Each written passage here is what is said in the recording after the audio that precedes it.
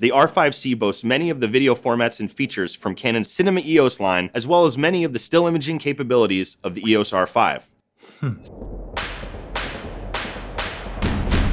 After all the hype and the build-up to this announcement, I'm not exactly sure what Canon was thinking, because right off the bat, they tout the Canon EOS R5C as... This is first and foremost a professional cinema camera. First and foremost, a cinema camera. Okay, cool. But I genuinely don't know what they were thinking, because I understand that their goal with this camera was to fix all the stuff that people were complaining about with the R5. But there are things that they left out that make no sense. So for starters, this camera has no Ibis.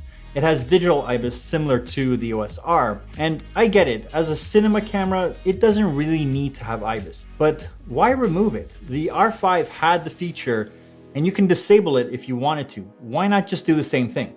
So for me, that actually doesn't make any sense. The next is the autofocus. The one thing that people really liked about the R5 is its really good autofocus. But with the R5C, Canon decided to not use that in its video or cine mode, but use the same autofocus that is in line with the C70. So why take a feature that people were raving about from the R5 and remove it in the video feature if this is a cinema camera, a dedicated cinema camera? It feels like they took all the things that everyone loved about the R5 and removed it for the thing that people were asking for in the R5, which simply put was a fan.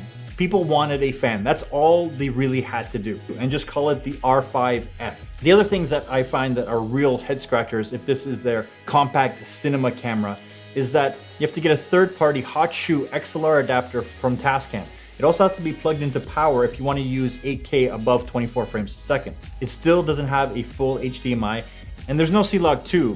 Why though, if this is a cine camera? Here's why I'm confused. Let's compare it to the Sony Fx3, because honestly, this is Canon's response to the Fx3, the compact cinema camera. Just looking at the R5C compared to the Fx3, it looks like it's a larger camera. It's more expensive. It doesn't have the 2 dual card slots like the Fx3. It doesn't have any of the extra mounting features that the Fx3 does. And the Fx3 comes with a top handle that has the XLR inputs. So after buying the R5C plus the XLR adapter, the R5C actually becomes $1,000 more than the Sony Fx3. Now, the image quality between the two cameras, that is definitely debatable, but the R5C does have the 45 megapixel sensor, which lends itself better to taking photos, high resolution photos, where the Fx3 is better in low light scenarios. It is still to be seen how well the dynamic range on the R5C will be in comparison to the Fx3, because that is the main competitor for this camera. So who is this camera for? It's definitely for Canon shooters that have lots of lenses and other complementary Canon cameras that will fit nicely into the mix. It's for hybrid shooters for sure. People that want to take fantastic photos and great video and have the best of both worlds in one camera. This camera should be for me, but I actually feel like I'm lacking in wanting more. Because all the things that I wanted them to add to the R5, they did. But all the things that I loved about the R5, they took away. So I'm left conflicted into being in the same emotional state I was when they announced the R5. It's like, oh, if they only added a fan, then all those heating issues, all those other issues would be resolved.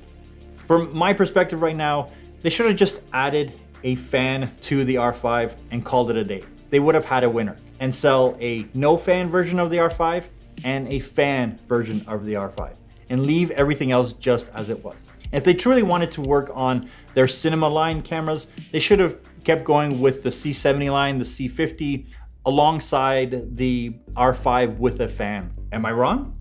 Do you agree?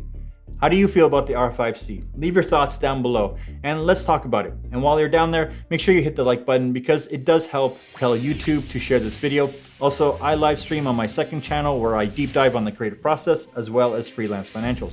So make sure you check that out. As always, thanks for watching.